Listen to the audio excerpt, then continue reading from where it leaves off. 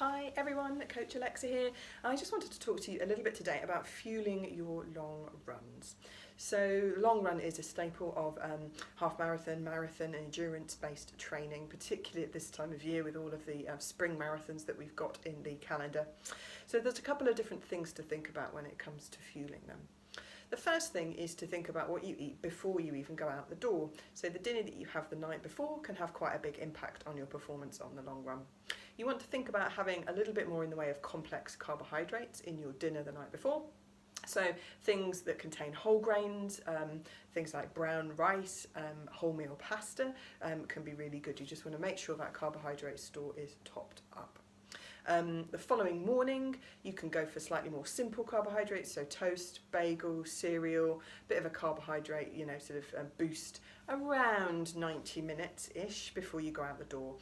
Longer than that and you won't feel the benefit of that food in your energy system. Shorter than that and the risk of stitch and stomach discomfort when you're running goes up a little bit.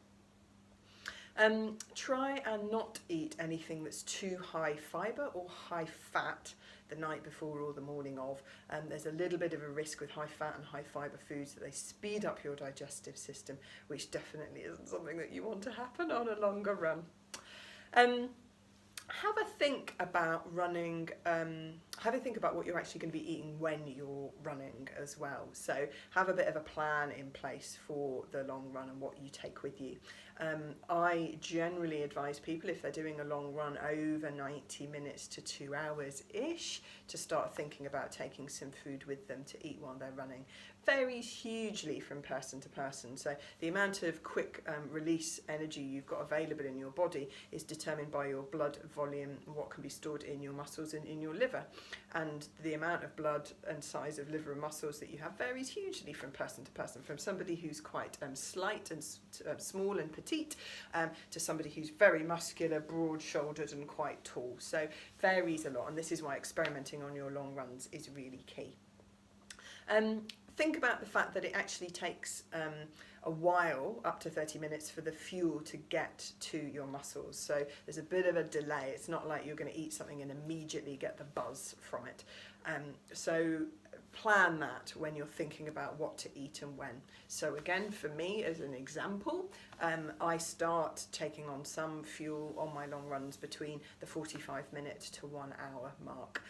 Little and often helps regulate the energy instead of having a big spike of sugar and then a bit of the inevitable sugar low afterwards.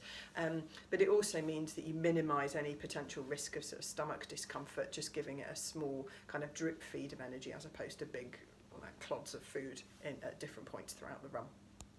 One other little tip that I've found out about, because energy bars, energy drinks and all of that sort of, sports branded stuff doesn't work for everybody. It's certainly, my stomach doesn't really agree with energy gels anymore. And I've gone off sweet food quite a lot on longer long runs.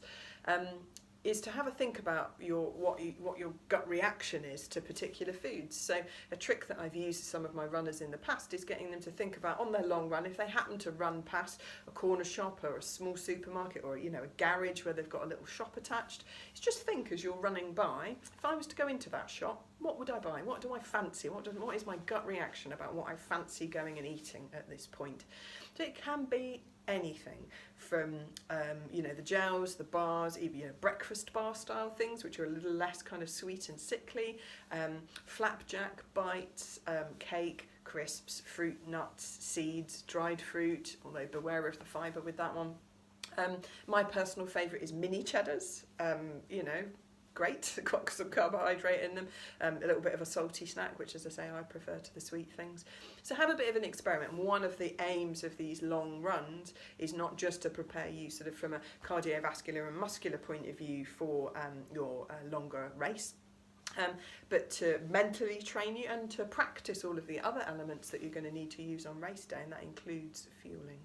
Let me know in the comments if you've got any interesting strategies that work for you on the food front, because I know all sorts of people have got different things that work for them. We are all individual. Let me know any exciting ideas, and I look forward to speaking to you soon. Bye.